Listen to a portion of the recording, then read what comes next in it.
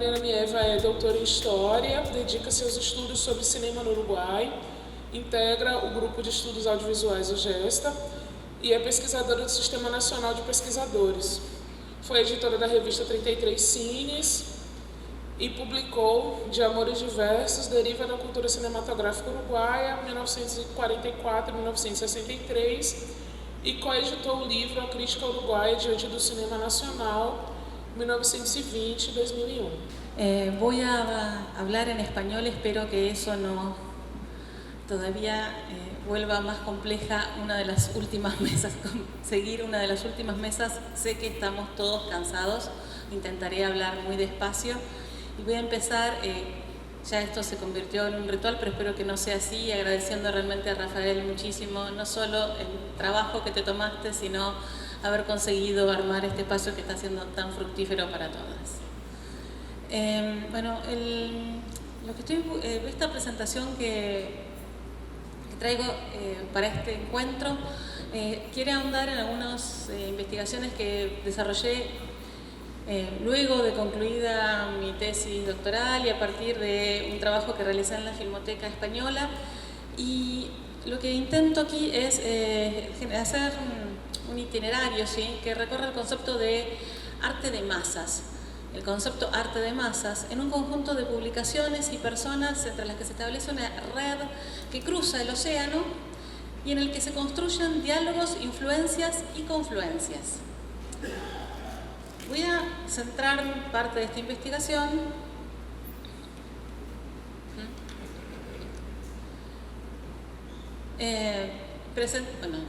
volviendo a mi objeto de estudio principal durante muchos años, que fue el Departamento de Cine-Arte de El Sodre, una entidad pública fundada en 1944 destinada a proyectar filmes por fuera del circuito comercial, promover también una cultura cinematográfica, promover un archivo, la realización de un archivo, festivales y también como elemento destacable esta fue una primera entidad junto con la Filmoteca del MAM en San Pablo que integró la Federación Internacional de Archivos Fílmicos.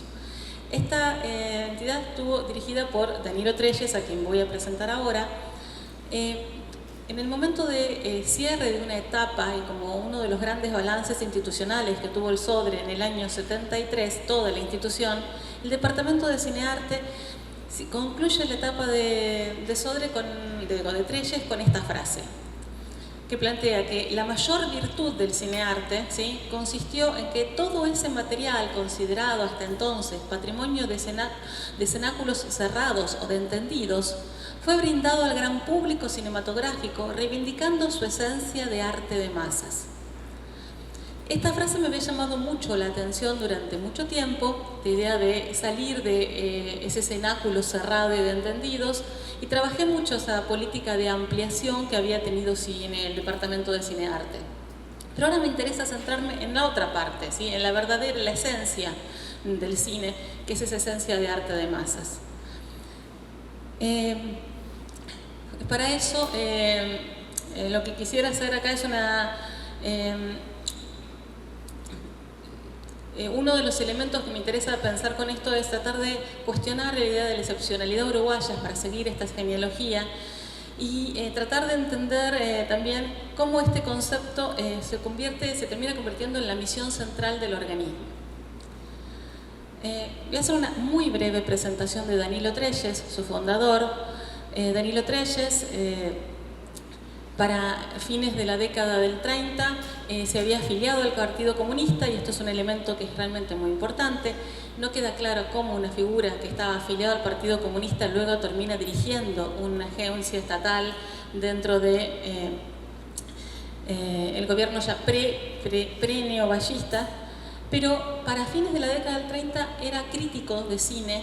Fue uno de los primeros críticos de cine que participó del semanario Marcha, el famoso semanario Marcha, dirigido por Quijano, momento en el que coincidió con una figura central para pensar la crítica de cine en general en la región, no solo en Uruguay, que es la de René Arturo Despuey, fundador de la revista Cine Radio Actualidad. En este primer núcleo entre Trelles después empieza a tejerse una red que me parece a mí muy importante. No digo que se conocieran por marcha, en Uruguay todo es tan chico que seguramente se conocían de otro lado, pero ese trabajo juntos seguramente también influyó mucho en parte de ese itinerario posterior de Trelles. Ay, perdón, no lo mostré, este era Trelles. Y ese señor que parece un dandy es después.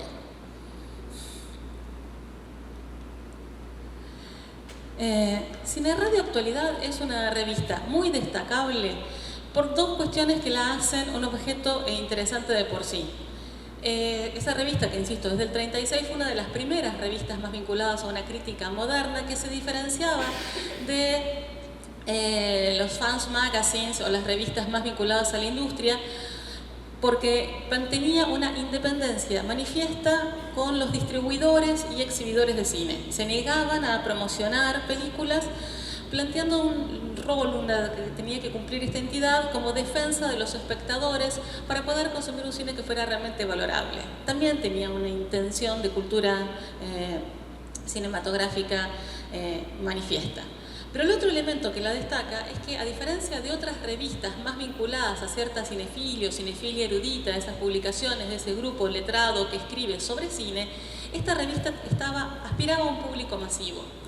Ya en los primeros números, por ejemplo acá cuando hablan de nuestro éxito, comentan que ya habían llegado a los 25.000 ejemplares vendidos.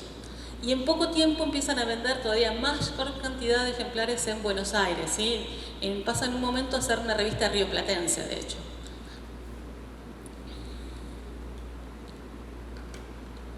Uno de los elementos que me llamó la atención de entrada de Cine Radio Actualidad es la cantidad de artículos y notas, o especialmente en los ámbitos editoriales, que generaban una relación con otras publicaciones, especialmente publicaciones argentinas. Y ahí empecé a encontrar esa red de la que estoy hablando. En Cine Radio se publicaban artículos que habían aparecido en algunas revistas que fueron realmente significativas. Ay, este no es la presentación, bueno.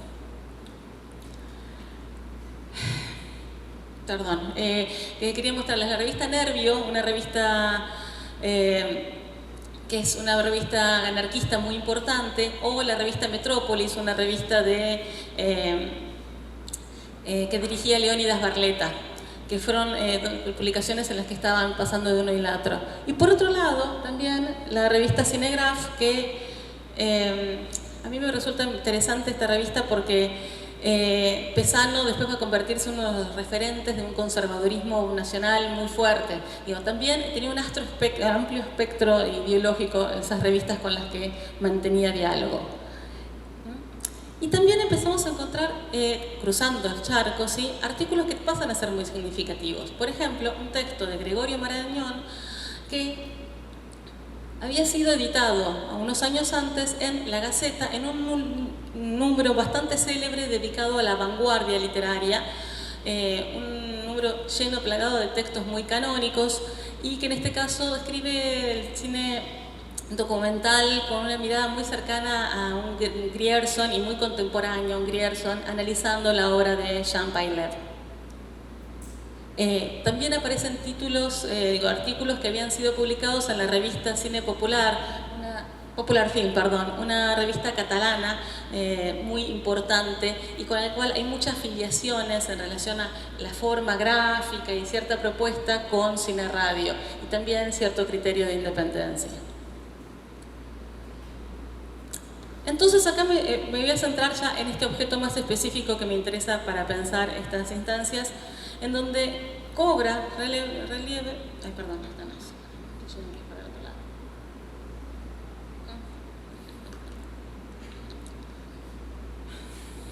Perdón. ¿Qué es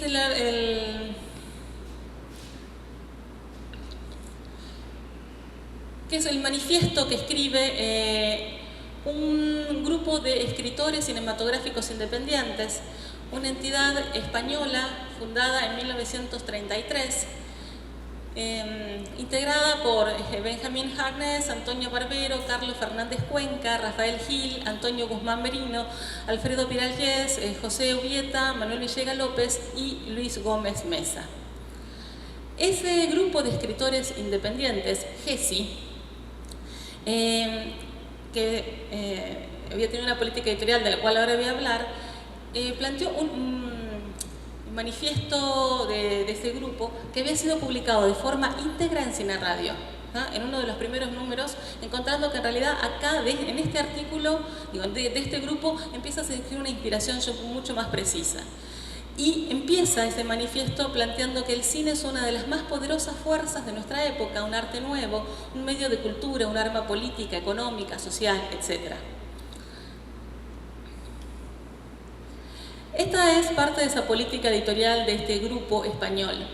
Ellos tenían previsto editar más números, logran editar solamente 5, encontré más referencias específicas de estos 4. Hay otro texto más de Gómez Mesa. Y el libro de Manuel Villegas López es el último que se logra editar en el año 35.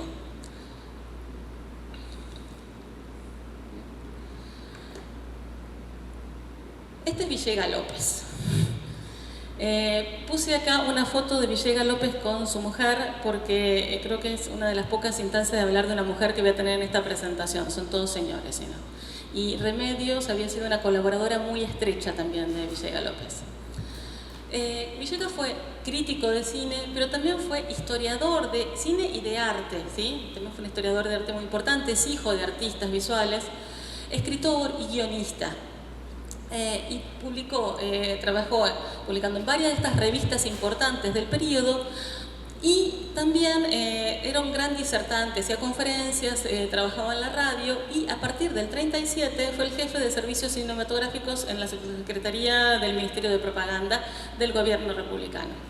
Y con esa actividad realizó varias películas, ¿sí? Durante ese periodo, entre el 37 y el 39, y luego de la guerra, a medida de la guerra, logran, ¿sí? A partir de relaciones de la esposa con Argentina, salir exiliados, migrar para Buenos Aires en ese momento.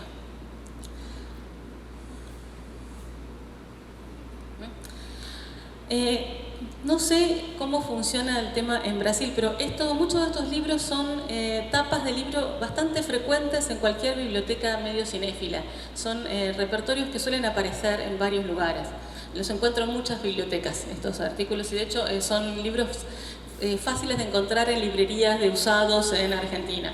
Fue un escritor bastante reconocido, pero lo que me interesa pensar acá es una serie de libros que destacan bastante también en una especie de homenaje biográfico que le hacen a él en el año 81, en donde figuran una colección de libros que dialogan entre sí y que ponen en cuestión justamente lo que estoy planteando, que quisiera plantear aquí, que es este concepto de arte de masas. De forma temprana, ya en el 59, habla de cine, arte y sociedad y tiene una mirada en relación al cine dentro de la sociedad de masas, como un concepto muy temprano en relación a eso. Luego el cine y la sociedad de masas, y de forma póstuma la nueva cultura, donde retoma y repiensa a partir de lo que estaba pasando con los nuevos medios, unas ideas que viene llevando a cabo desde comienzos de la década del 30. Entonces, para pensar esta idea del arte de masas, dije, bueno, vamos a empezar primero a distinguir este concepto que fue recontraanalizado en muchos lugares. Acá me vuelvo a cierta figura clásica de Williams, que está planteando una lectura doble que aparece de forma muy frecuente en nuestras fuentes. Constantemente nos encontramos con esta doble lectura, planteando Williams, o por un lado, la forma de designar una multitud de muchas cabezas, o turba, baja, ignorante, voluble, o es la descripción de las mismas personas, pero ahora vistas como una fuerza social positiva. Lo que aparece en la lectura de estos documentos es esa doble tensión. A veces aparece masa en el sentido primero o masas en el sentido segundo. Y esto es una forma recurrente con la que nos empezamos a encontrar con estos términos.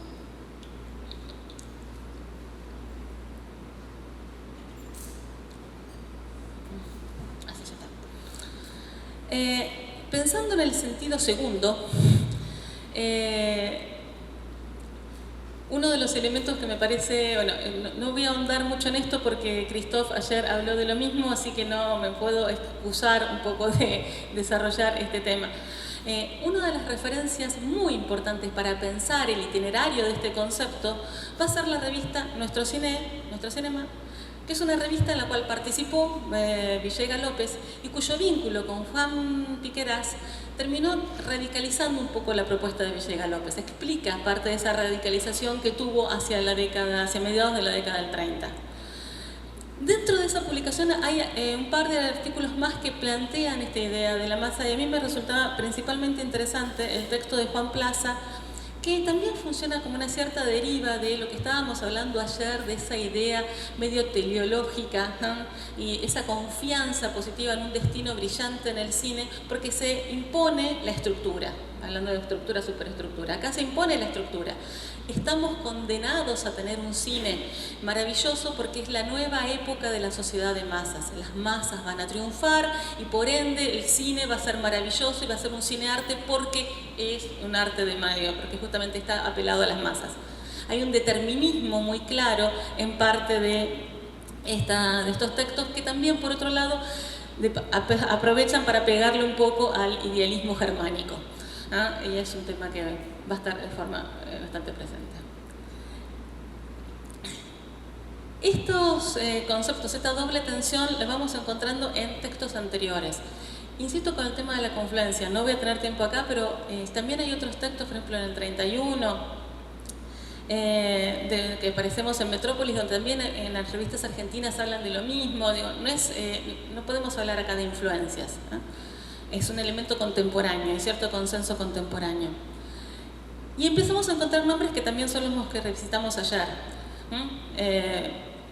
en ese concepto de la segunda acepción de masas, principalmente siguiendo el itinerario de Musinach, León Musinach, Elie Faure y Krakauer.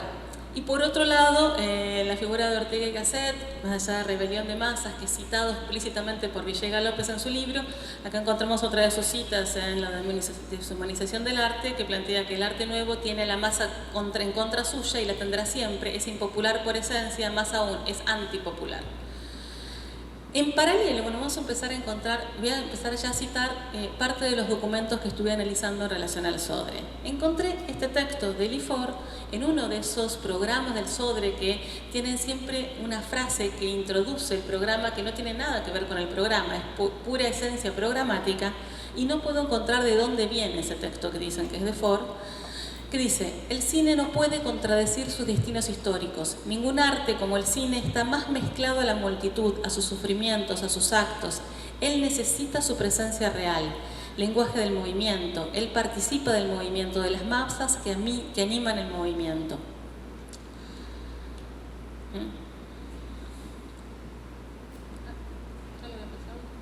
¿Había pasado esta imagen? ¿Ya estaba? No. Era esa la frase.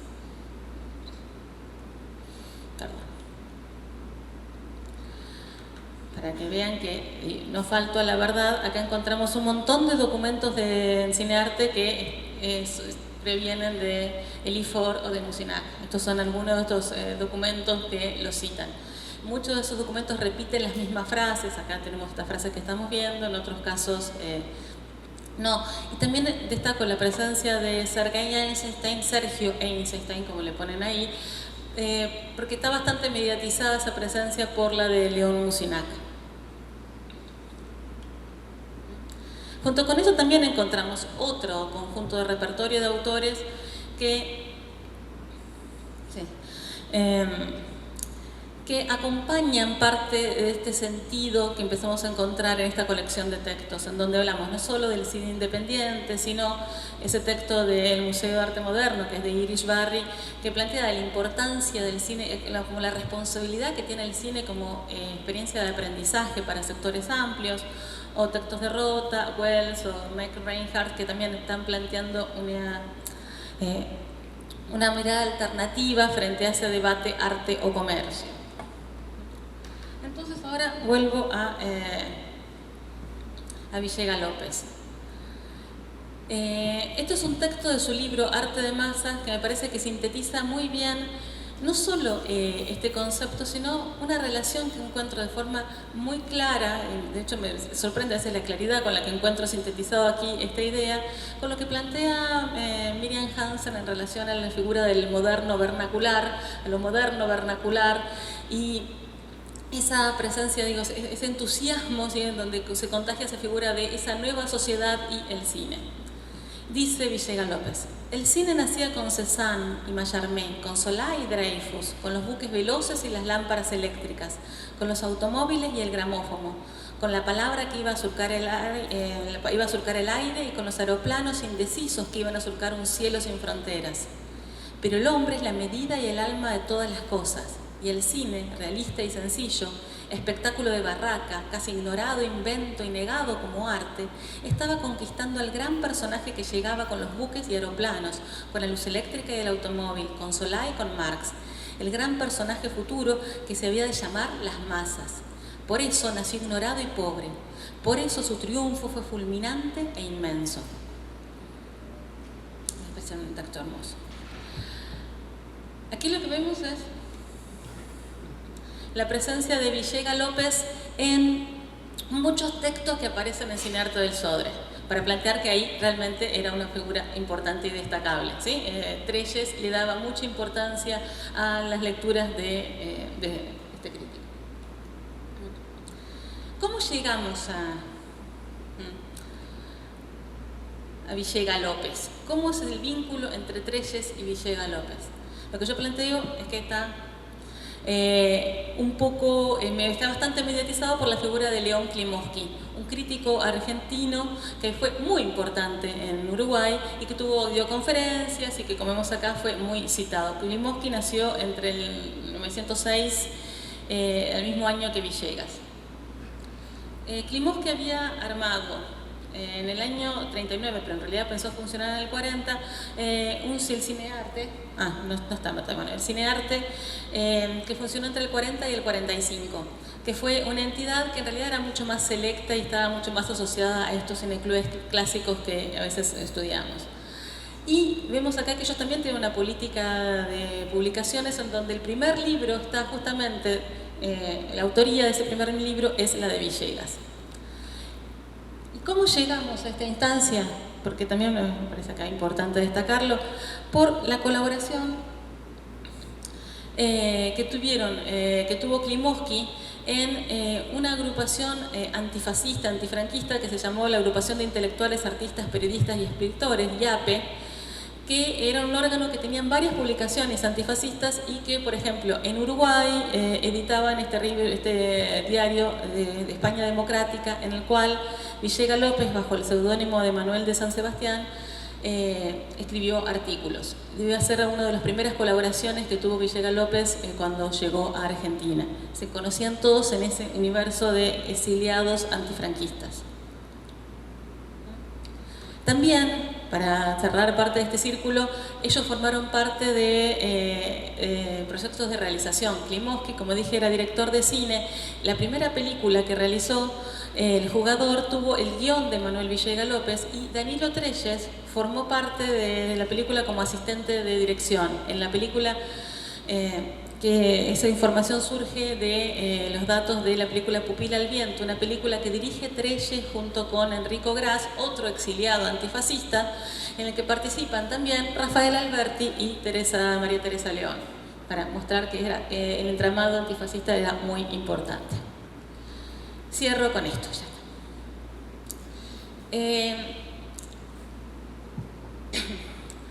¿Cómo se relaciona todo este itinerario con el Sodre? Me interesa pensar justamente esta figura ahí del arte de masas, y encuentro acá, para pensar las distinciones que tiene este cineclub, para sacarlo justamente de la distinción y relacionarlo con otro conjunto de elementos, que en esta tradición forma parte de, siguiendo ese legado francés que dijimos, pero por otro lado,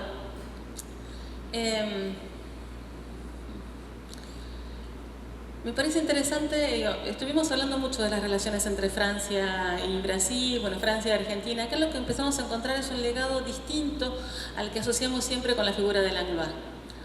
Y en ese legado distinto al de Langlois aparece muy fuerte un grupo de 3 matrices que Fabrice Montevelo plantea para el caso francés y el cineclubismo francés, en el que participan el Partido Comunista, los comunistas, la Iglesia Católica y la educación popular. En este caso me parece interesante pensar esa tradición vinculada al Partido Comunista, pero ampliado a esa defensa de los frentes populares, el frentismo popular y esa herencia antifascista, que pasa a tener una presencia muy fuerte. Entonces esto hace que nos permite revisar esas filiaciones como las pensábamos y también ese marco rioplatense que tiene una deriva particular, declina particularmente esta herencia cuando llega al Río de la Plata por las propias particularidades del Río de la Plata.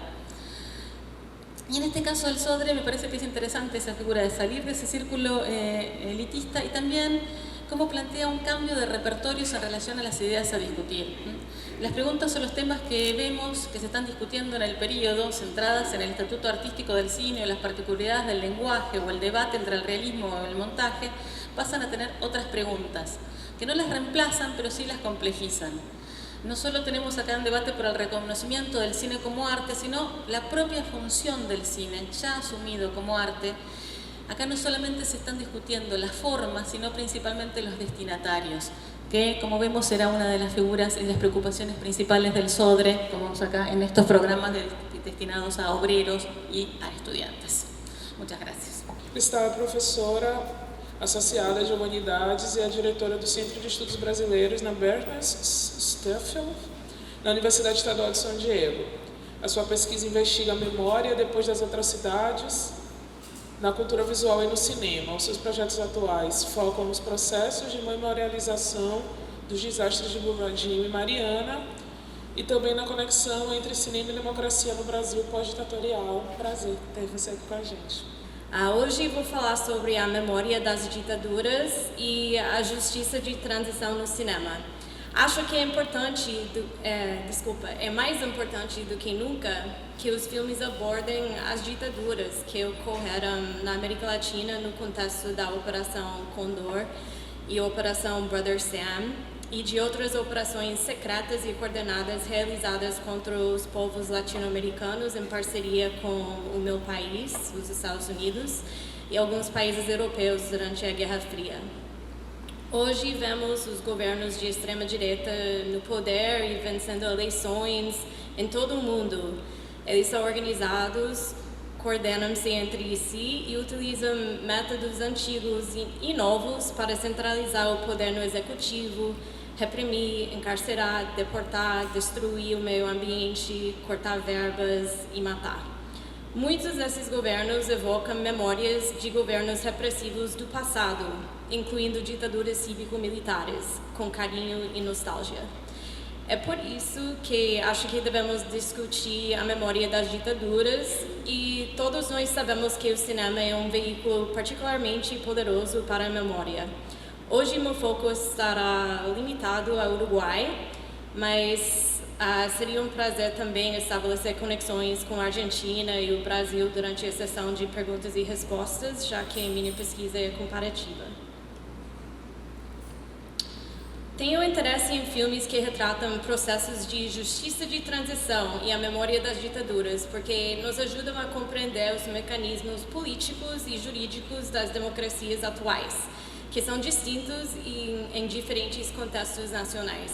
Após períodos excepcionais de atrocidades, como guerras civis, ditaduras autoritárias ou instituições como o apartheid, métodos de justiça de transição são empregados para ajudar a sociedade a se recuperar e seguir em frente. Comissões de verdade, leis de anistia, processos criminais, reparações, exumação de restos mortais e a criação de memoriais são alguns mecanismos comuns de justiça de transição. Há dois objetivos normativos que acadêmicos, políticos e ativistas preocupados com a justiça de transição defendem como essenciais para conduzir uma sociedade em transição rumo a uma democracia saudável. Um é alcançar justiça para as vítimas e alcançar uma ordem mais justa e democrática.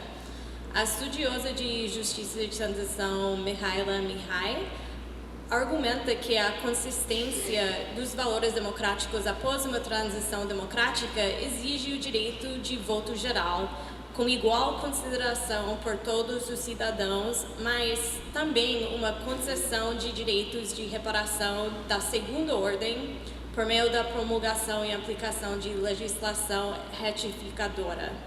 É fundamental para atender as vítimas. Em outras palavras, deve haver legislação adicional para retificar as injustiças passadas para aqueles que foram diretamente afetados. Sem esse duplo processo de concessão de direitos, Mihai afirma que a ameaça latente de repetição de violência e de injustiça permanece. Sociedades em transição se veem às voltas com o desafio de encontrar um equilíbrio entre esses dois objetivos. Certas abordagens para lidar com o passado, como comissões da verdade, punição para perpetradores e reparações para as vítimas, certamente abordariam a justiça para as vítimas. Mas alguns resistem a esses esforços, alegando que eles poderiam causar instabilidade em vez de promover a democracia pacífica. As origens das democracias encontram-se em escolhas políticas e não em condições estruturais. E essas escolhas são feitas pelas elites, as elites nacionais, incluindo a classe política, a oligarquia latifundiária, os militares e os líderes financeiros e industriais, beneficiaram-se das ditaduras e, posteriormente, determinaram a abordagem de cada país para a transição da ditadura para a democracia.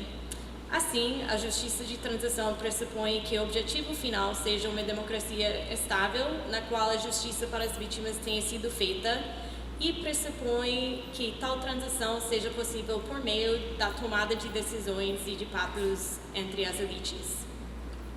No cinema pós-ditadura, os processos de justiça de transição tornam-se evidentes e revelam como cada país lida com seu passado e com suas forças armadas e os elites na democracia. É importante reconhecer que o cinema não se limita a refletir as realidades sociais e políticas. Em meu trabalho, eu mostro como os cineastas se posicionam e intervêm nos discursos sobre as transições democráticas. Hoje mostrarei como o cinema uruguaio pós-ditadura retrata as consequências nocivas da abordagem de paz e reconciliação para a redemocratização e revela uma expectativa de que a verdade e a justiça ainda sejam possíveis, deixando as narrativas em aberto, com finais que carecem de conclusão e permanecem sem resolução. Falarei sobre o cinema uruguaio e, em seguida, me concentrarei em uma longa-metragem que retrata a luta pela verdade no Uruguai pós-ditadura, Matar a Todos, por Esteban Schroeder. Matar a Todos é uma narrativa ficcional de eventos reais. Revela como a impunidade permite que os militares e o judiciário continuem a encobrir crimes da ditadura e perpetuam um pacto de silêncio. Embora tenha sido lançado em 2007, décadas após o fim da ditadura e 3 anos após o início do governo progressista da Frente Ampla, retrata a justiça de transição uruguaia como um projeto inacabado. Primeiramente, um pouco de contexto.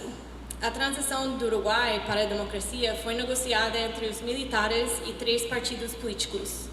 Uma vez estabelecido o governo civil, os processos judiciais que acusavam o Estado de violações de direitos humanos foram suprimidos até a aprovação, em 1986, de uma lei de anistia de facto que protegia agentes do Estado de processos criminais. Apesar da sua impopularidade entre grande parte da população, essa lei foi mantida por 2 referendos, um em 1989 e outro em 2009, impedindo acusações criminais contra militares por crimes como tortura e abuso sexual. Desde o fim da ditadura, o Uruguai se transformou de país com a maior população carcerária per capita em 1976 para ostentar os maiores índices de satisfação da população com a democracia, a liberdade de imprensa, a prosperidade, a ausência de corrupção e a paz na América do Sul em 2021. Essa transformação ocorreu apesar das políticas de impunidade e silêncio, levantando questionamentos sobre o papel da verdade e da justiça no estabelecimento de uma democracia robusta. Os debates sobre o passado e o que fazer daqui para frente não se limitam à esfera política, mas também são importantes para o desenvolvimento de uma cultura democrática. Shannon observa que o cinema latino-americano historicamente se inseriu no mundo social que retrata, abro aspas, buscando engajar o público em um diálogo sobre um processo social ao qual tanto o filme quanto o espectador pertenciam, fecho aspas.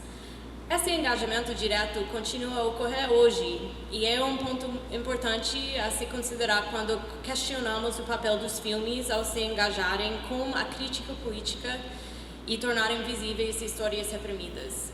Enquanto o governo protelava o enfrentamento das consequências da ditadura, cineastas uruguaios contemporâneos confrontaram o passado, apesar das dificuldades de financiamento e do pequeno público nacional. No século XXI, existe um número impressionante de longas-metragens e documentários que abordam a memória da ditadura e a transição.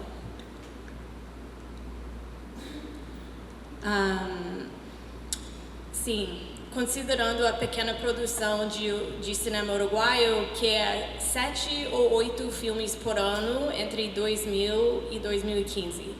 A filmografia que trata da ditadura inclui exemplos como esses aqui.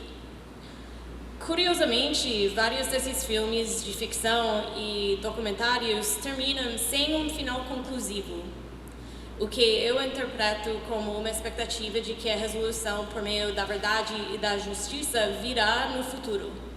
Por exemplo, em Migas de Pan, retrata a continuidade do poder militar e da intimidação no Uruguai democrático e termina como uma espécie de recomeço quando a protagonista e suas companheiras sobreviventes se organizam para compartilhar testemunhos e buscar a verdade e a justiça décadas após a transição para a democracia. O documentário de Mateo Gutiérrez, DF Destino Final, obra sobre seu pai, Héctor Gutiérrez Ruiz, também termina sem oferecer uma conclusão para um dos casos mais notórios de assassinato político no Uruguai, ocorrido no âmbito da Operação Condor. Em seu documentário Secretos de Lucha, Mayana Bedegain oferece um retrato íntimo de como a violência e a repressão estatal destruíram sua família nos anos que antecederam o autogolpe de Juan María Bordaberry, que instaurou a ditadura. O filme conclui ampliando seu escopo para os esforços de justiça transicional, o ativismo pelos direitos humanos e a política nacional, sem um final conclusivo, mas ainda oferecendo esperança para o progresso no futuro. No filme de Enrique Buchicchio, de 2014, Zanahoria, 2 jornalistas se envolvem com um misterioso informante que promete provas de violações de direitos humanos durante a decisiva eleição presidencial de 2004. No fim, não fica claro se o informante é legítimo ou um golpista, mas o que é certo é que, enquanto os crimes da ditadura permanecerem impunes, as vítimas e aqueles que buscam a verdade estarão vulneráveis a golpes e fraudes. Eu interpreto tudo isso como uma representação da história da transição uruguaia para a democracia como um processo contínuo que assume posições em favor da verdade e da justiça. Uma análise mais aprofundada de Matar a Todos mostrará mais claramente como os cineastas uruguaios intervêm nos debates nacionais sobre a redemocratização e defendem a busca pela verdade e justiça em um contexto de silêncio e impunidade. Matar a Todos, dirigido por Esteban Schroeder, centra-se no importante papel do judiciário uruguaio na investigação dos crimes da ditadura, mas retrata um judiciário sufocado, onde a corrupção e a continuidade do poder militar minam os esforços para buscar a verdade e a justiça. Baseado em fatos reais, o filme é uma releitura ficcional de um dos escândalos mais chocantes do Uruguai na pós-ditadura, conhecido como o caso Berríos, focando-se nas experiências da protagonista, Julia. O ano é 1993. Julia é promotora, sobrevivente de tortura, ativista de direitos humanos e a ovelha negra da sua família militar. Neste thriller, ela investiga uma conspiração internacional para acobertar a custódia pelos militares uruguaios de Eugenio Berríos, químico chileno que fabricava armas químicas para o regime de Pinochet. O político torna-se pessoal à medida que Julia precisa confrontar seu passado e sua família enquanto busca a verdade sobre a conspiração militar para encobertar os crimes da Operação Condor.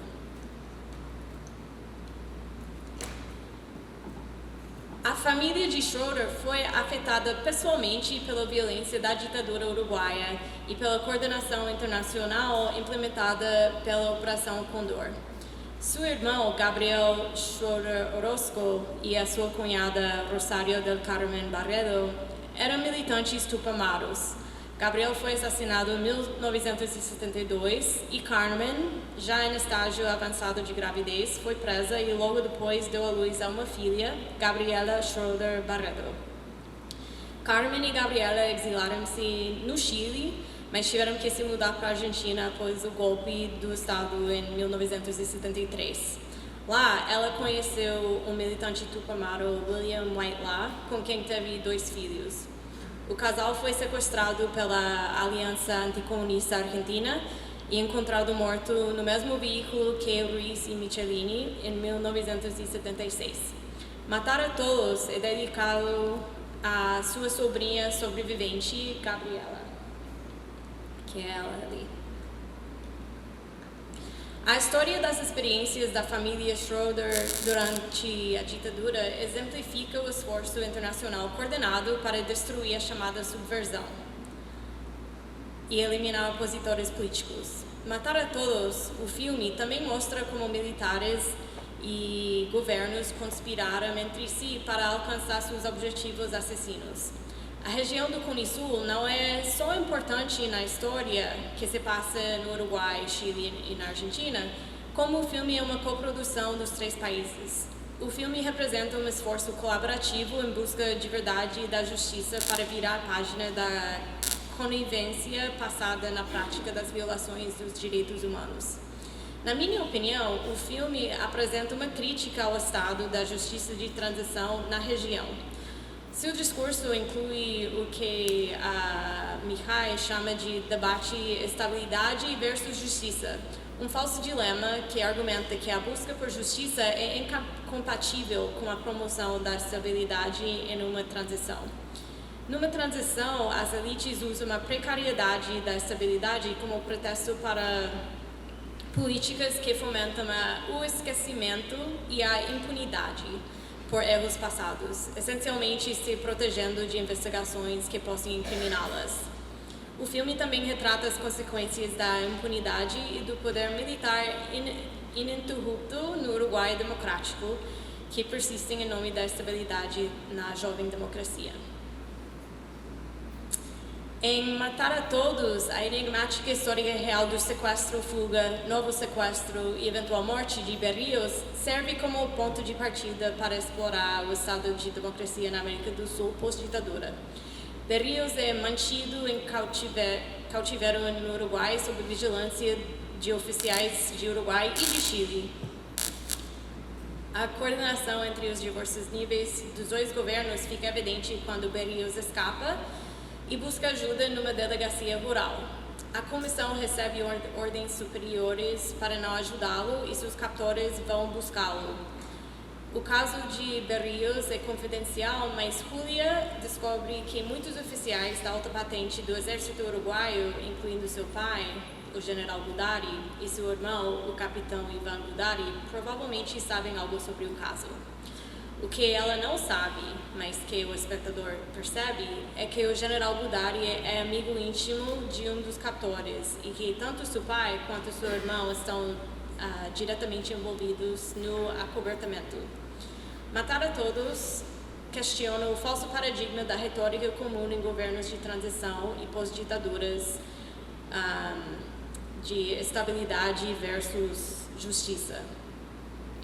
Vamos assistir se funciona. Ok, eu falo depois. mas vamos assistir essa parte aqui.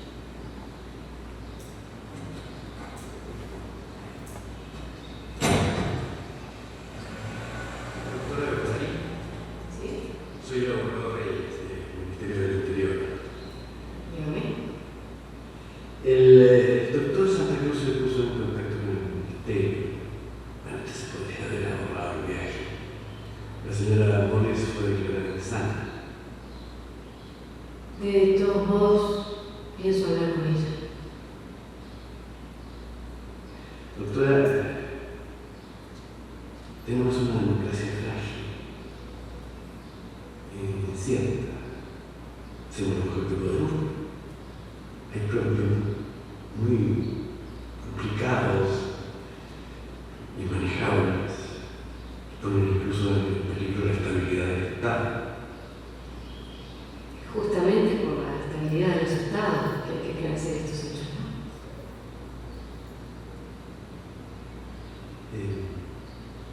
Está en contacto con el periodista Jiménez. El periodista Jiménez tiene mucha información, pero parece que no está informado y que aquí estamos recuperando la democracia. Bueno, como le digo, el testimonio de esta señora no me va a servir de nada, está completamente loca. Esa valoración la voy a hacer yo misma cuando corresponda. ¿Quiere que le espere? Le agradezco la preocupación, pero prefiero seguir sola. Bueno, en todo caso, cualquier cosa que averigüe, por favor, comuníquese con nosotros. Estamos dispuestos a ayudarla en lo que sea posible. Estamos en contacto.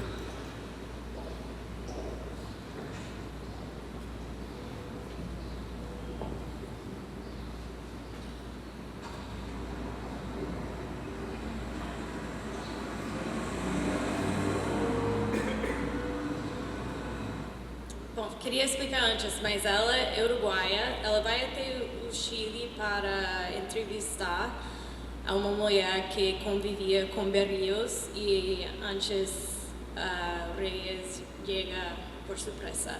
E eu gosto muito desse clipe porque mostra justo esse discurso da estabilidade contra a justiça, ela lutando pela justiça e batendo contra políticos, policiais, soldados que estão falando para ela que ela tem que parar em nome da estabilidade. Então, ela segue em frente, o chefe dela, quando ela volta, apresenta fotos de Berríos em Itália, na praia, mostrando que ele está vivo e que ele está bem.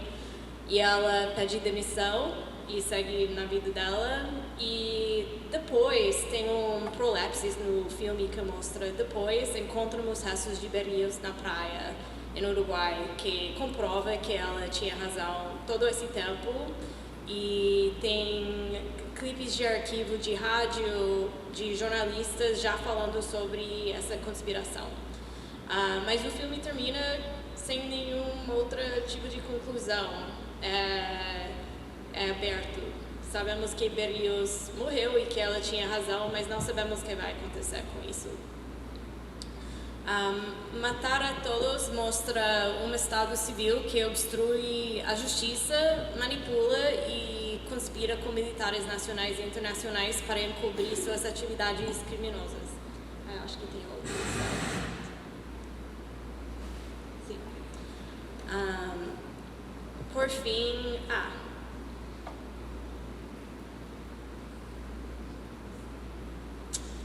na época do lançamento desse filme e da maioria dos filmes que eu apresentei antes, políticos e tribunais limitavam as possibilidades de se buscar formas mais robustas de justiça de transição no Uruguai, mas houve alguns avanços que coloquei aqui. Contudo, muito do que aconteceu durante a ditadura permanece um segredo bem guardado e a Frente Ampla alcançou muito menos do que seus apoiadores esperavam. No Uruguai, não houve ainda um processo abrangente de garantia de reparação de segunda ordem para as vítimas. En Matar a Todos y otros filmes que mencionei antes, o cinema consegue retratar os horrores e injustiças da ditadura de uma forma que apela emocionalmente para o público, ao mesmo tempo que nega a possibilidade de desfecho para as pessoas retratadas na tela, o que se estende aos espectadores que poderiam esperar final conclusivo que nunca chega. Firmemente inseridos em uma tradição cinematográfica de filmes socialmente engajados, onde o público é convidado a debater a representação da realidade que aparece na tela e a discutir as implicações das situações retratadas, os cineastas uruguaios estão promovendo uma intervenção nas políticas de justiça transicional de seu país. Sua resistência em concluir seus filmes sem finais definitivos sinaliza que a verdade e a justiça e até mesmo a democracia prometida ainda estão por vir.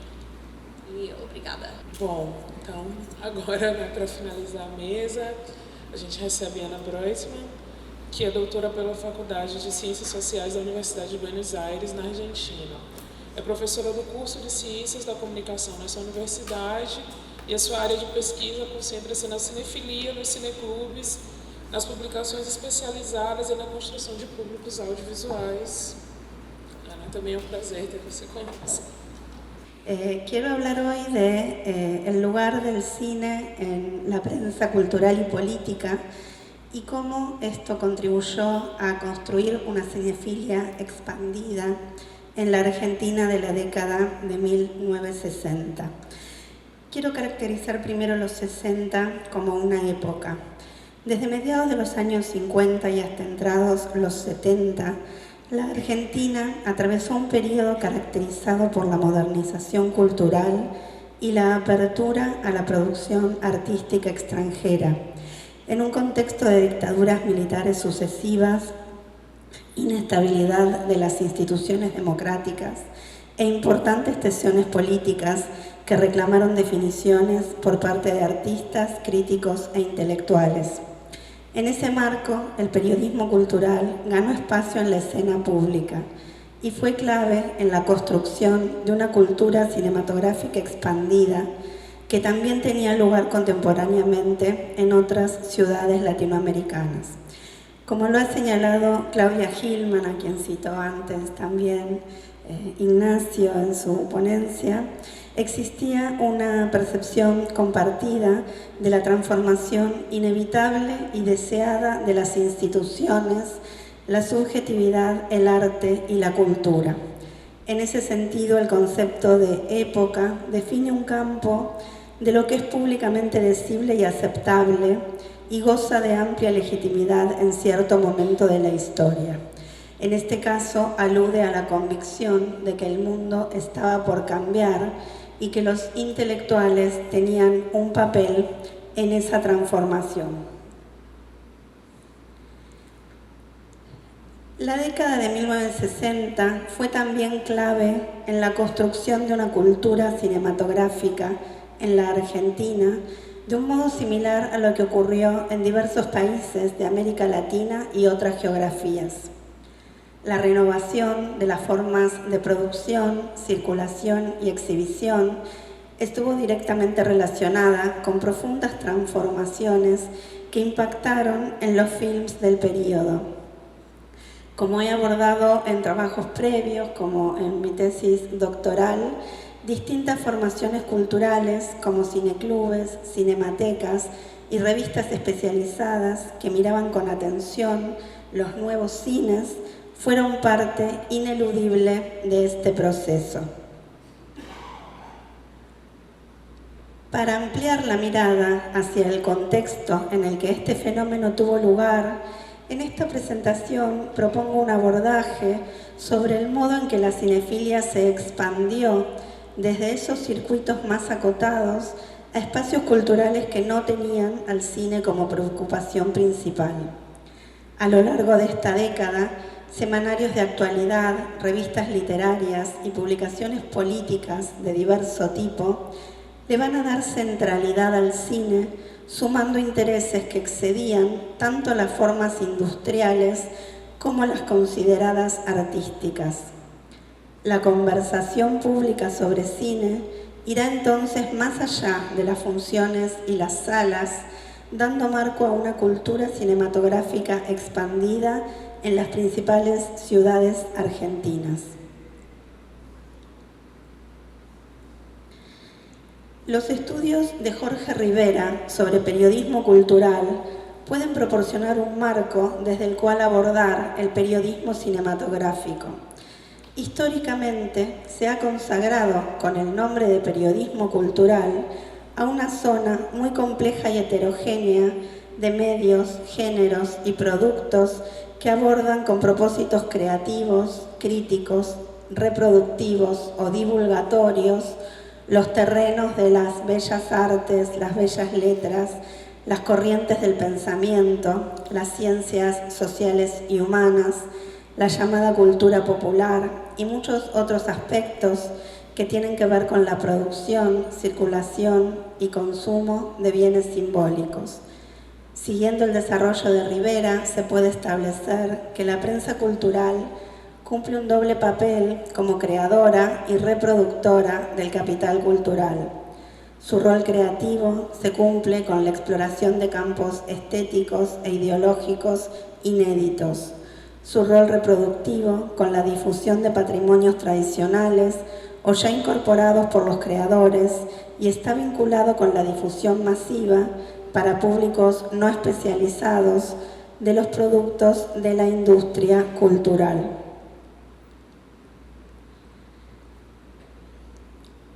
En ese sentido, el estudio de las revistas como artefactos culturales nos permite tomar el pulso de una época.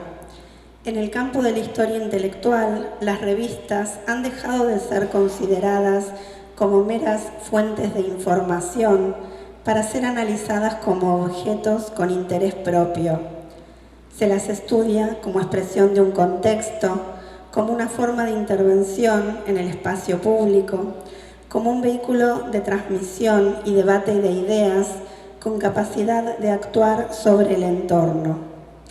El estudio de las revistas culturales permite aproximarse a las derivas intelectuales y sus prácticas. A partir de su análisis se puede entender su impacto tanto para los grupos que se reunían en torno a ellas como para la creación de una opinión pública. Desde esa perspectiva partimos de las revistas de cine para luego analizar semanarios de actualidad, revistas político-culturales y literarias que le dieron centralidad y relevancia a las artes y al cine en particular.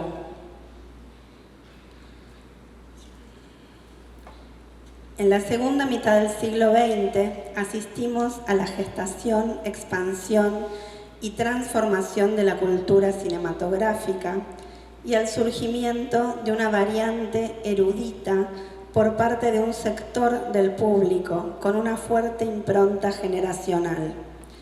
Esta modalidad de recepción cinematográfica por fuera del mercado comercial de estrenos, enmarcada en una red de intercambios y alianzas entre cineclubes, salas de cinearte, cinematecas, archivos y festivales, se desarrolló de modo contemporáneo a la consolidación del cine como un bien simbólico, con valor patrimonial, cultural y artístico. Algo que ya venía sucediendo, como bien comentó Mariana hace un rato, pero se consolida y se le da una vuelta de tuerca en este momento.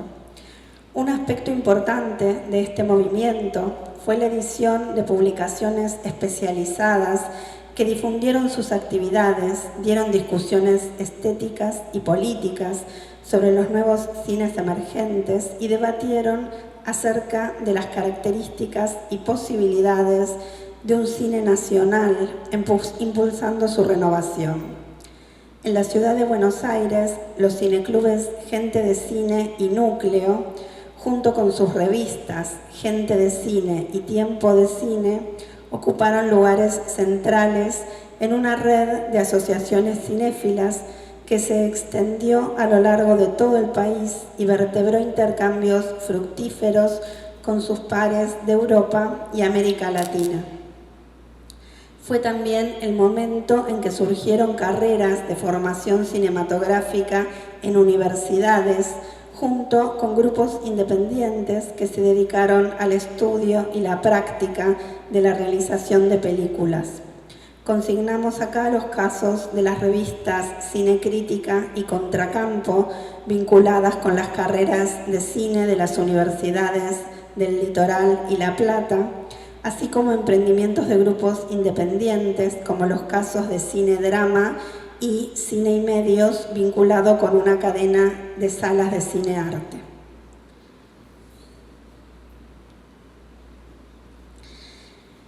Por otro lado, tenemos los semanarios de actualidad.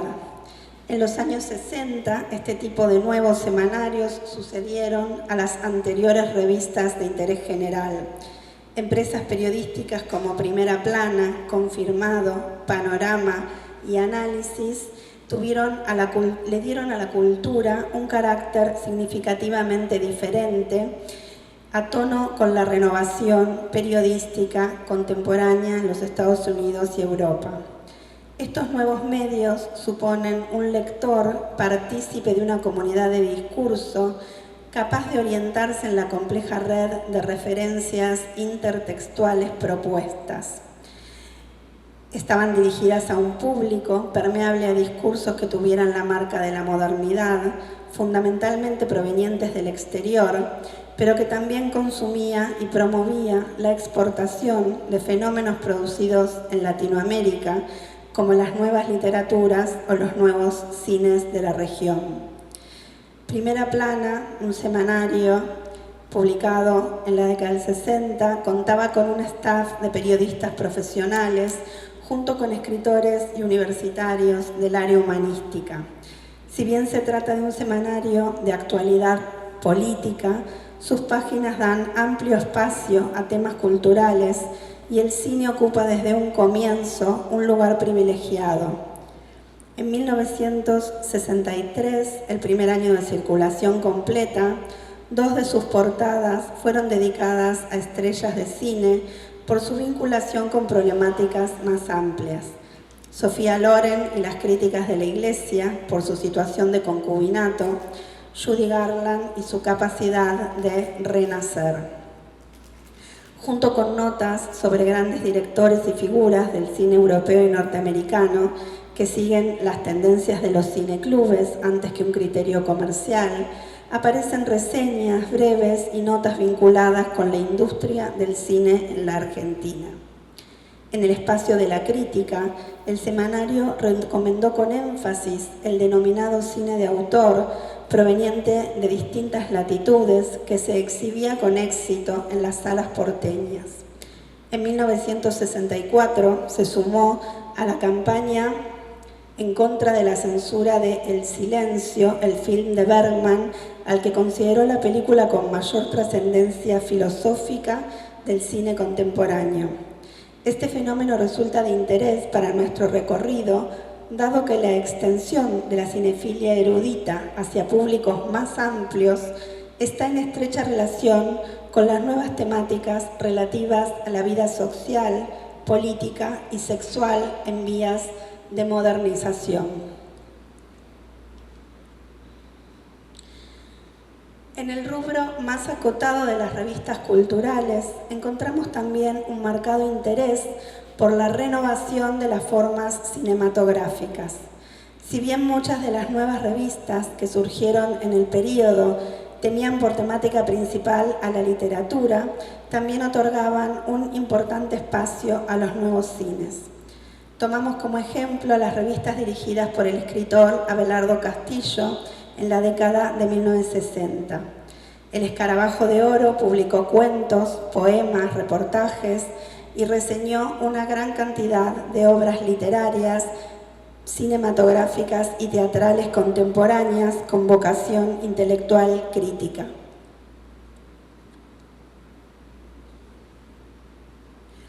El Grillo de Papel se anunciaba como una revista de poesía, literatura, cine, artes y actualidad.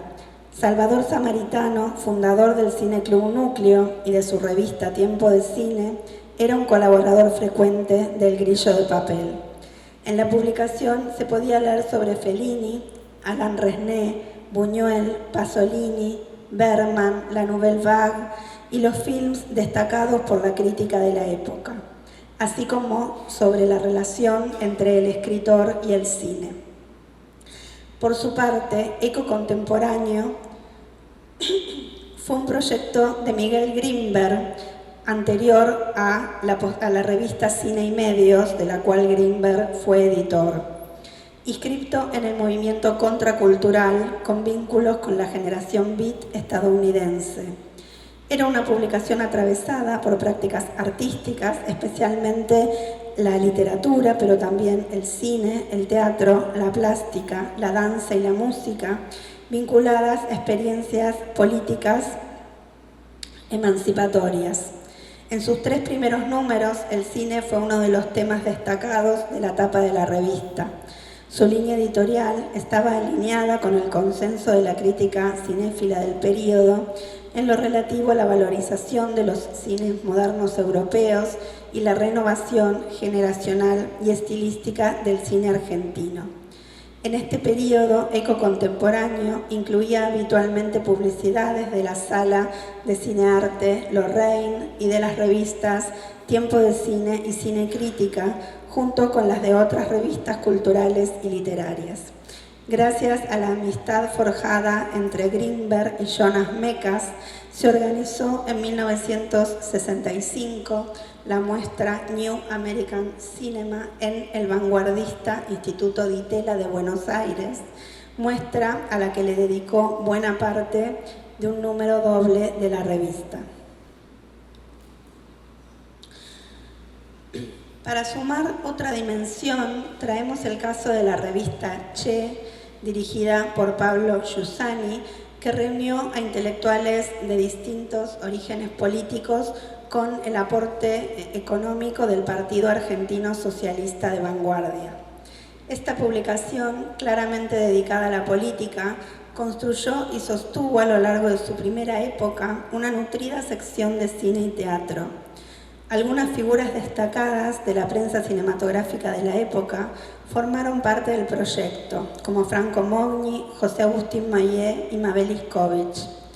El tipo de aproximación al cine se mantenía dentro del consenso que regía en las revistas culturales y especializadas. El canon al que adscribe y las polémicas que aloja eran similares a las que aparecían en otras publicaciones contemporáneas. En su primer número incluyó una página de cine y teatro encabezada por la figura de Antonioni a propósito de su film La Aventura. En las siguientes ediciones aparecieron importantes entrevistas a importantes directores del cine argentino contemporáneo, notas sobre el cortometraje o la situación del cine nacional. También críticas a la censura y a las políticas públicas hacia la actividad cinematográfica en línea con las revistas especializadas de la época.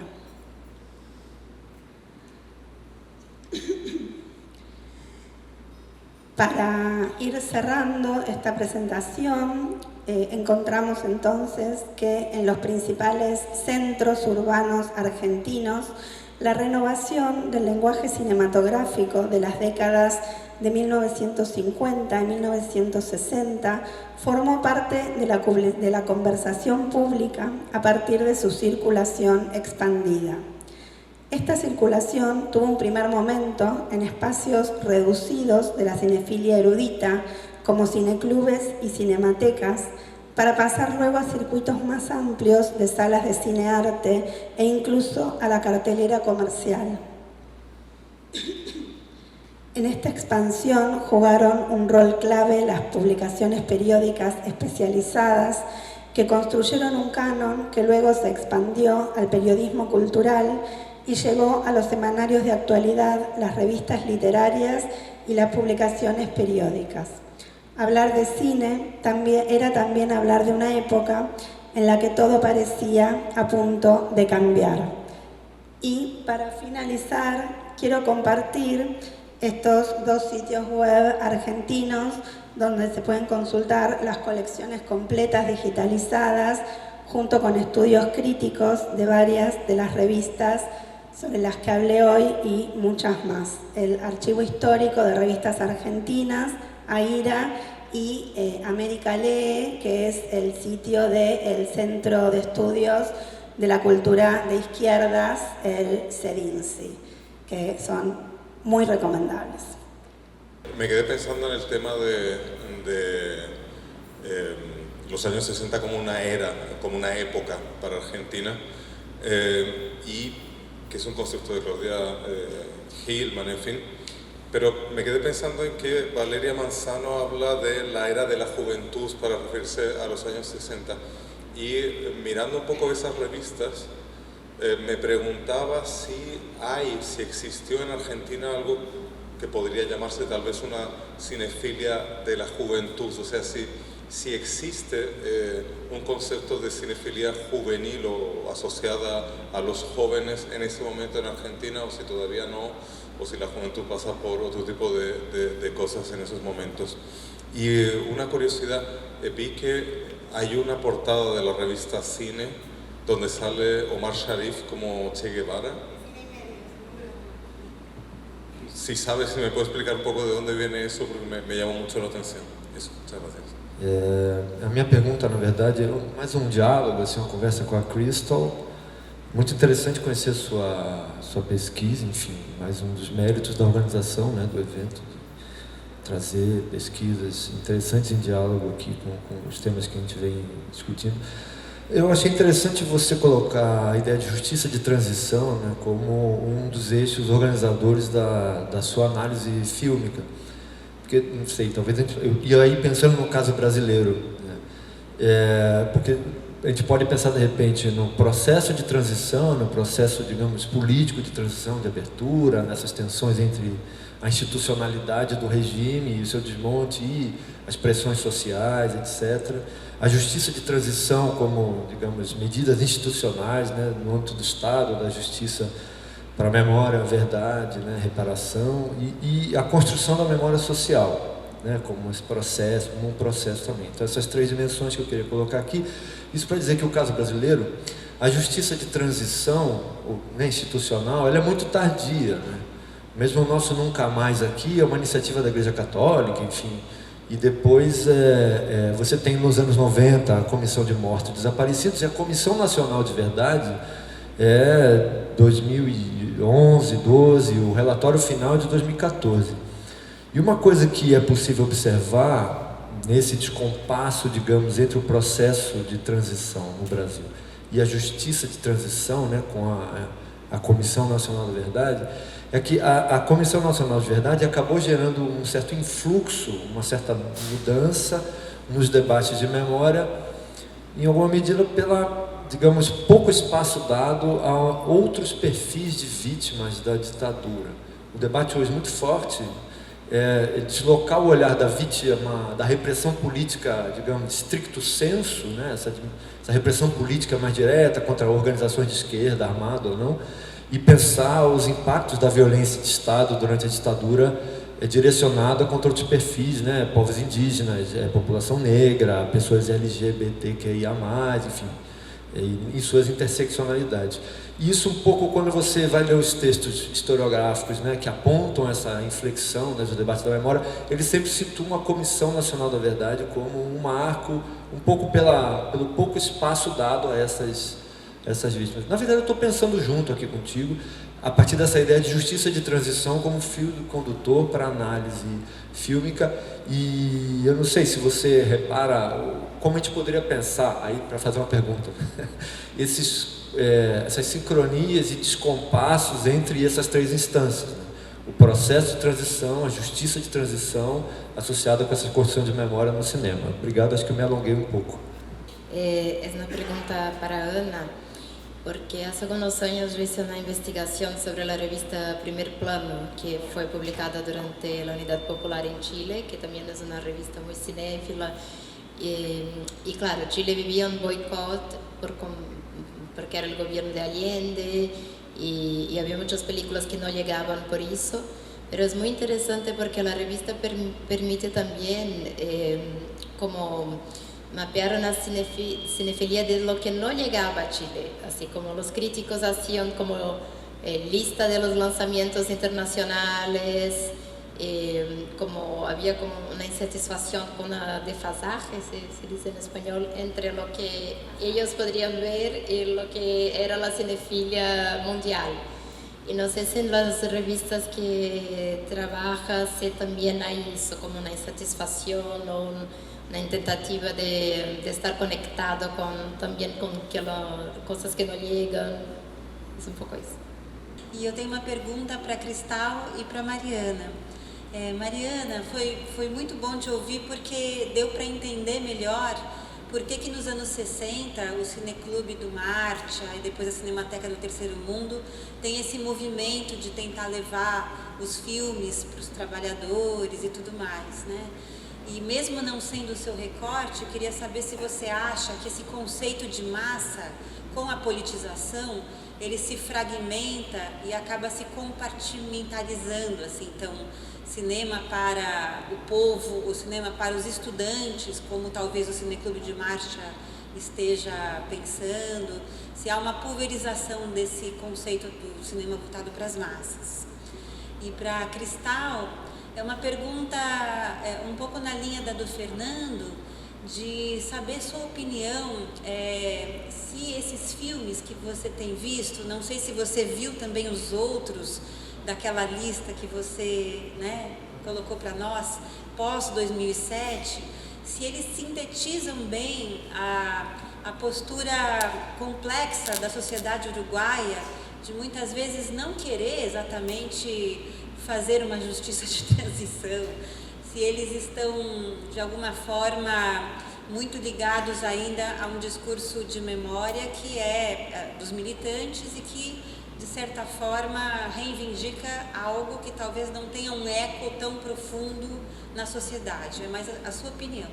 E se ao longo desse século XXI, se essa postura tem mudado nos filmes, se há alguma diferença desses filmes de 2007, né, Tabaré e tudo mais, para los filmes más recientes.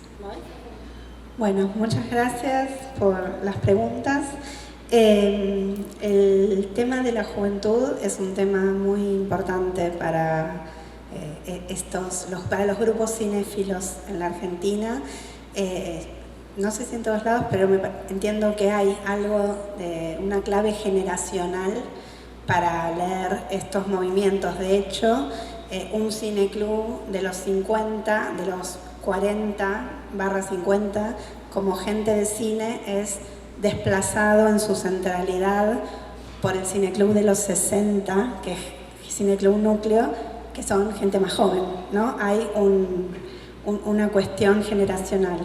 Y después el tema de la juventud está muy presente en el nuevo cine argentino de los 60, el llamado nuevo cine argentino de los 60, ¿no? Que está protagonizado en muchos casos por jóvenes descontentos, de clase media, aburridos, que viajan a la playa y se aburren. Hay una película que se llama Los jóvenes viejos, que un poco sintetiza algo de ese espíritu, de cierta anomia juvenil de ese momento.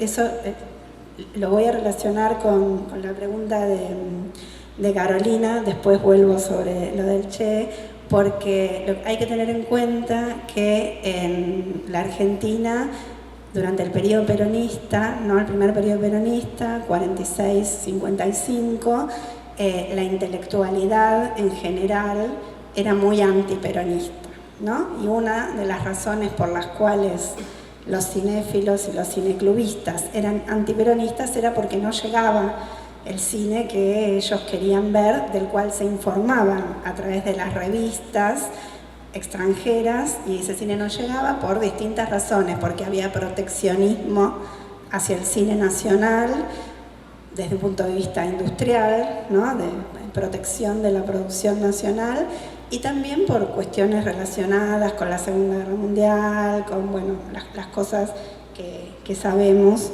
Había un límite para la llegada de ciertas películas extranjeras. Entonces era un reclamo de algo que podemos llamar comunidad cinéfila, ¿no?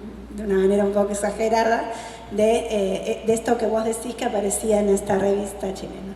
Pero en los 60 eso ya no pasa, porque a partir del 56, ¿no? La paradoja un poco de ese golpe militar en la Argentina, el golpe del 55, golpe militar, es un golpe muy duro en lo político, pero de apertura modernizadora en lo cultural. Entonces, todo lo que había estado como contenido, ¿no? Durante el peronismo, desde el punto de vista artístico, cultural, tiene una apertura. Y todo eso llega, entonces todo eso empieza a poder ser visto. Y entonces la revista de cine y toda la conversación sobre cine de los 60 incluye ya todo eso que se quería ver y no se había podido ver previamente. Sin dejar de tener en cuenta que los 60 no son tampoco un periodo uniforme, porque en la Argentina los 60 van saltando de dictadura militar en dictadura militar cada 3 años más o menos, ¿no? O sea, entre el 55 y el 83, cuando vuelve la democracia en la Argentina en forma continuada hasta ahora, los periodos democráticos son muy cortos y se interrumpen continuamente. Pero hay un momento de apertura modernizadora que coincide también con esta expansión de la cinefilia. Eso por un lado.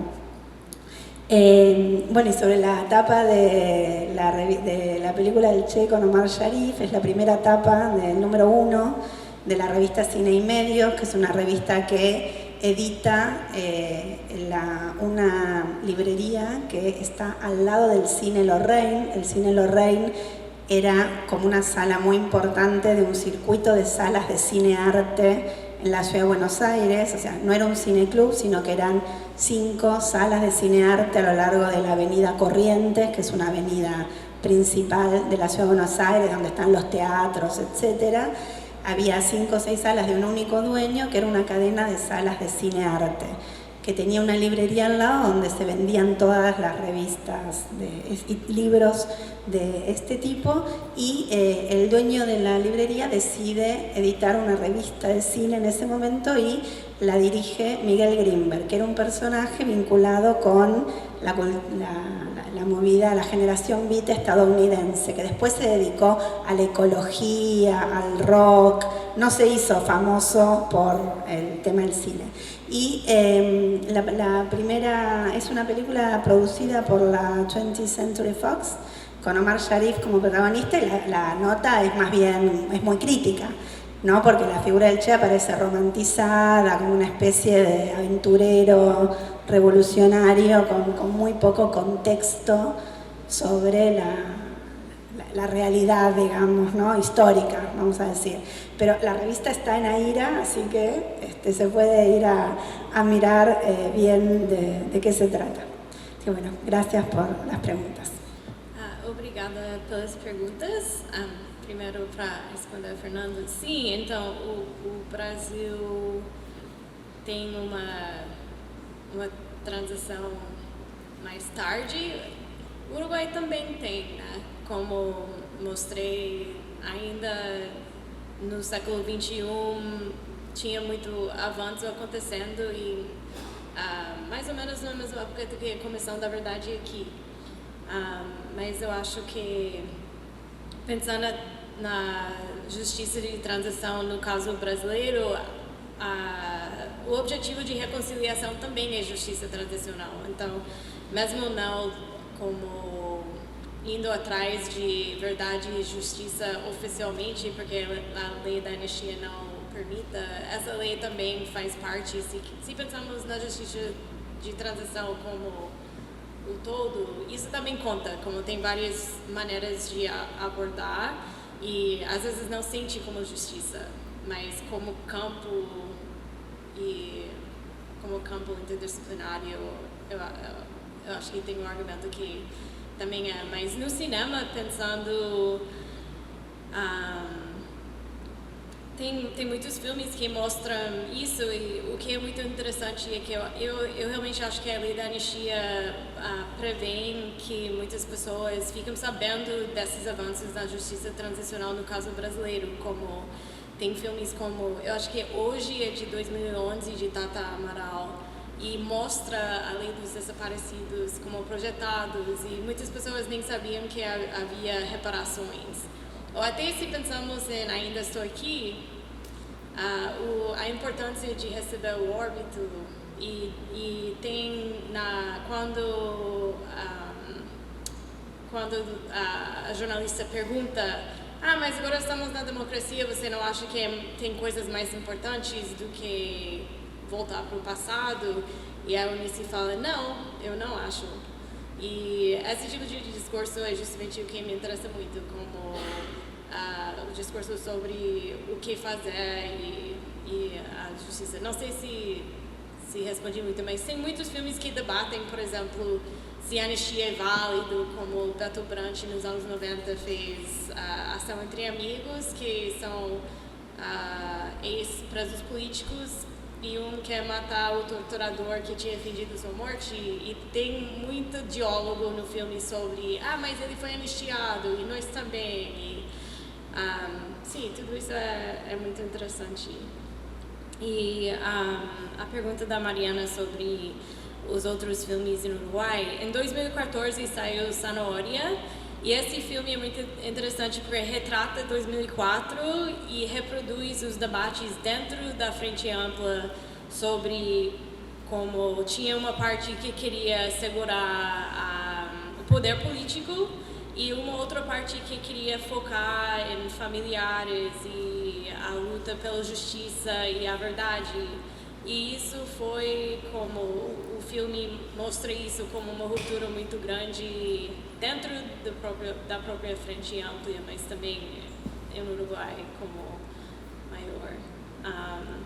E sim, tem eu acho que uma mudança que vi é que tem mais filmes sobre Mujica como figura, não tanto sobre a ditadura necessariamente ou sobre a justiça transicional, mas como um mito, né?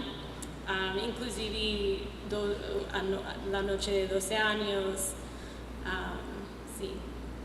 Bueno, Mariana, gracias ahí por la pregunta. Cuando estuve leyendo todos estos documentos, tuve un ejercicio como a lo burgiano, como esa idea del anacronismo. Y en realidad estos artículos fueron iluminados a partir de lo que yo estaba, de las lecturas de los 60s, con esos o estereotipos con los que tenemos con relación a las lecturas de los 60s. Parecían muy modernos, justamente en uno de los artículos el artículo de Juan Plaza, cuando está hablando de ese concepto de arte de masas, abajo hay un artículo que habla sobre una crítica de los estudiantes a las autoridades Fox por la Revolución Cubana. Entonces también genera un efecto de lectura rara, porque estamos pensando, ¿de quién estamos hablando? Otro de los textos, se me fue ahora el nombre, ya voy a llegar, que estaba en Metrópolis, de un realizador bastante ignoto en Argentina, habla de salir con las cámaras a filmar lo que está pasando afuera, salir con los medios que tenemos, hay que salir a filmar las calles, hay que salir a filmar trabajadores. En ese clave, hay una clave donde yo no puedo plantear una figura de continuidad porque no existe, sería como extrapolarlo, es mentir una genealogía que está quebrada, no es que fueron lecturas, manifiestas. Me parece que está impregnando en esa otra alternativa y esa otra crítica a esa mirada cineclubista, en la cual, en una especie de debate público, sí tuvo una intervención muy fuerte el Departamento de Cine Arte del Sodre y principalmente toda la movida en relación al Festival de Cine documental y experimental. Y que eso sí fue como una especie de legado de práctica frente a esos movimientos que van a ser muy críticos, ¿sí?, con esa cinefilia erudita. Mario Benedetti hablaba del esnobobismo, ¿sí? Los trataba de bobos a esos cinéfilos, o comentarios muy duros de Alfaro con esas películas de Torre Nilsson que quiere hacerse el Berman. hay una mirada, digo, que recoge cierto legado, ¿sí?, de esa figura para afuera. Pero en la pregunta concreta en relación a la compartimentación, etcétera, yo no veo tanto eso, sino que encuentro que en una primera etapa, que es la etapa más radicalizada, lo que están pensando en esa figura como de un cine de masas, ser un cine también construido por las masas, no destinado a las masas. Primero lo que se está pensando es hay que hacer un cine nuevo en donde la masa sea protagonista, y por eso Potemkin pasa a ser modelo, porque es el modelo de un film donde existe el héroe colectivo y se piensa en ese cine nuevo pensando en ese nuevo actor colectivo que va a ser el propio realizador. Hay una utopía que no está del todo clara que está pensado, pero bueno, funciona como esa figura. Lo que vamos a encontrar después cuando se deja esa radicalización y está más pensado ahí con esa ampliación, por eso insisto, más vinculado a esos gobiernos populistas contemporáneos, por eso hablo de cierta declinación rioplatense, esa idea de contemplar siempre esos públicos ampliados, porque tenemos una responsabilidad con el cine. El cine no es solamente un espacio de intervención política, de cambio, sino un espacio de educación, y el cine es un espacio de formación. Entonces tenemos que ser responsables con el cine que pensamos para esos públicos y contemplar siempre a esos otros públicos, no dejarlos afuera, y justamente la idea de, como trabajo de valorar ese cine, no es el mejor cine, sino el sentido del cine, ¿no? Que no se pierda nunca el sentido del cine. Por eso empezamos a encontrar esos ciclos compartimentados, ¿sí? Ciclos para estudiantes, ciclos para obreros, ciclos para... Pero no, va a ser otro momento distinto, y que va a ser también distinto el proceso ahí en los 60s.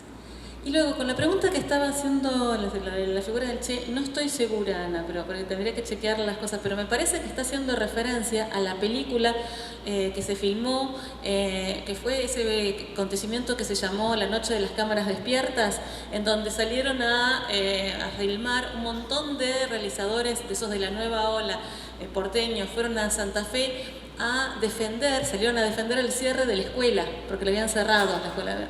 Entonces, hicieron un ready-made de películas, y en una de esas películas hacen una mirada completamente opuesta a los cines políticos, justamente. Entonces se están riendo de la figura del Che, porque hacen toda una película de legato político, y cuando llega la imagen del Che, es la imagen del Omar Sharif.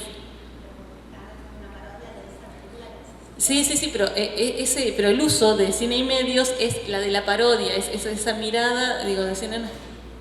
Eso es una crítica. Por eso yo no sabía bien en la cronología.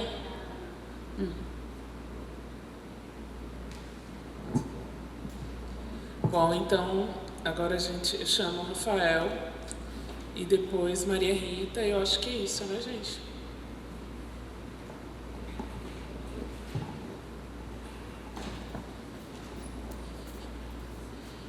Olá, boa tarde. Muito obrigado pelas apresentações, mesa incrível. Eu tenho uma questão para a Ana e para a Mariana. Em 1961, o Jorge Sardou vai ser jurado, né, do Festival de Mar del Plata. Jorge Sardou. Né?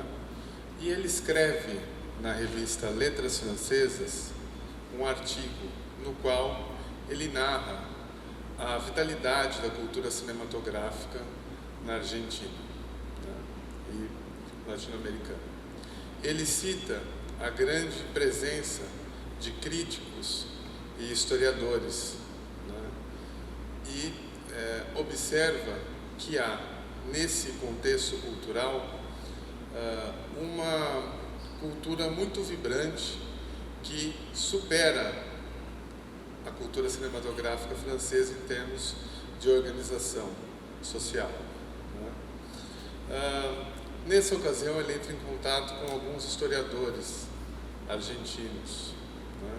Ao entrar em contato com esses historiadores, a obra dele vai sofrer um grande processo de reformulação. Né? Diante disso, as fontes que ele utiliza são, por exemplo, o Roland Fustiniano, que escreve em 52 para uma história do cinema argentino, uma série de 12 ensaios na Gente de Cine, que é possível traçar, de certo modo, uma espécie de gênese da historiografia argentina.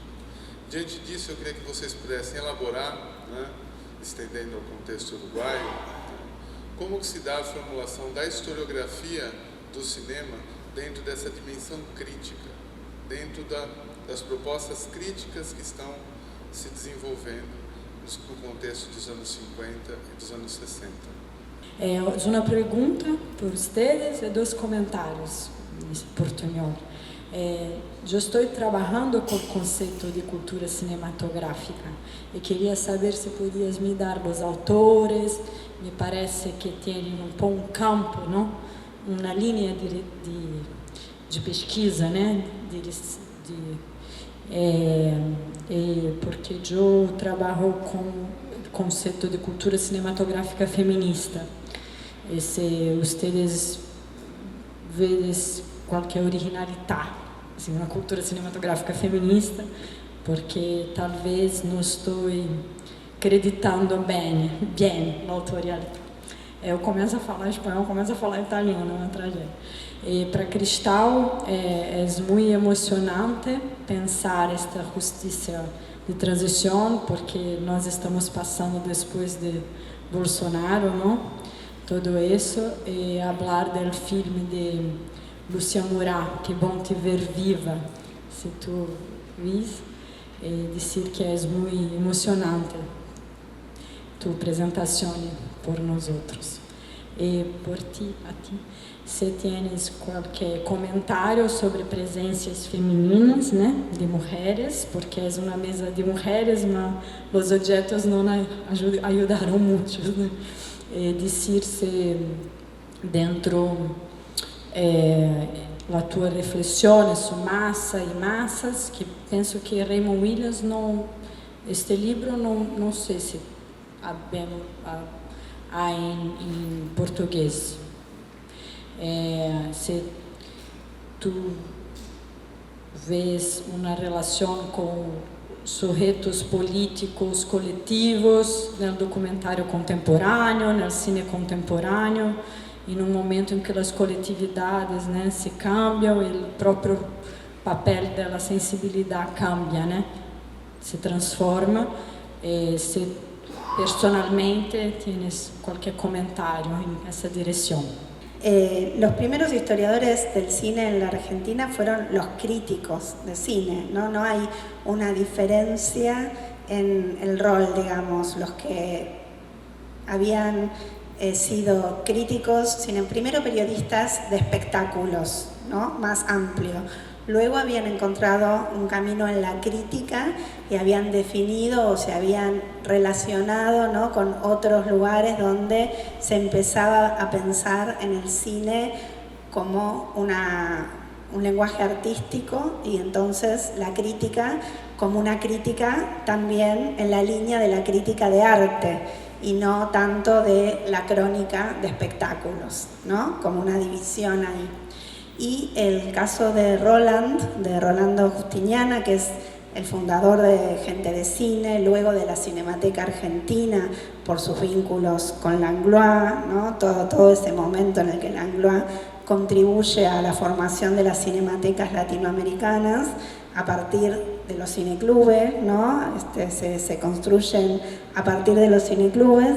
Al mismo tiempo, Roland trabajó durante toda su vida en el diario Crítica, que era un diario popular, como crítico cinematográfico, como cronista de espectáculos, ¿no? Tenía permanentemente ese doble rol. Y la primera historia del cine en la Argentina la escribió Domingo Di Núbila, que también era un crítico de cine, que escribió algunas notas en la revista Gente de Cine, pocas, pero fue el primero que hizo una historia del cine. En el año 59 se publicó una historia de un cine que, bueno, del cine industrial principalmente, ¿no?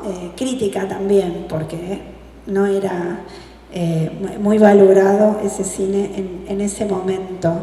De manera que hasta que aparecieron miradas más académicas, ¿no?, o historias más académicas sobre el cine, tuvo que pasar tiempo, sobre todo porque las carreras de estudios superiores sobre cine en las universidades. La primera es de 1958, la de la Universidad del Litoral, y después en la década del 60, Universidad de La Plata, Universidad de Córdoba, y esos son los primeros intentos de formalizar un pensamiento sobre el cine orientado hacia la realización, pero empezando a desarrollar un pensamiento, ¿no? a consolidar un pensamiento teórico sobre el cine que también pudiera entonces empezar a dar cuenta, ¿no? Historizar lo existente. Entonces, como que en este momento que yo estoy trabajando son dos figuras indistinguibles, el crítico, el cinéfilo y el historiador. No hay un lugar de historiador del cine por fuera de eso. ¿Había algo más? Ah, lo de la cultura cinematográfica feminista. No sé dónde está la compañía. Ah, allá. Cuando hablamos de cultura cinematográfica, en realidad es, bueno, un paraguas, ¿no? Algo muy amplio que nos permite incluir tanto el consumo cinematográfico, ¿no? La expectación cinematográfica en clave cinéfila, como en lo que se llama, lo que algunos autores han llamado la cinefilia ordinaria, ¿no? La cinefilia de la gente común, por contraponerla a la cinefilia ilustrada, erudita, ¿no? De quienes se aproximan al cine desde otro lugar. Y todo es la cultura cinematográfica, ¿no? Y no, al menos yo desde mi perspectiva no hago una valoración de que una sea más rica para ser estudiada que la otra. Me parece que son distintos objetos de estudio que se abordan de distinta manera. Al menos no sé si entendí. Si no, después seguimos hablando afuera, y en relación con el tema de la participación femenina, más que feminista, te diría, en función también de los periodos, es un poco lo que señalaba Mariana antes, que puso una foto de la persona con su esposa, porque era la única mujer que iba a aparecer.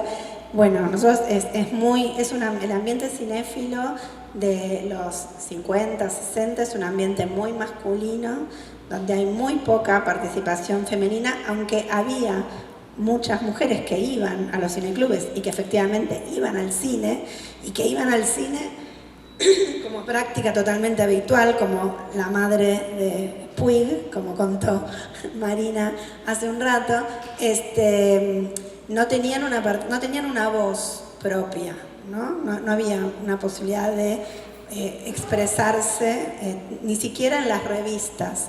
Había muy pocas mujeres, una en cada revista, que escribían en las revistas.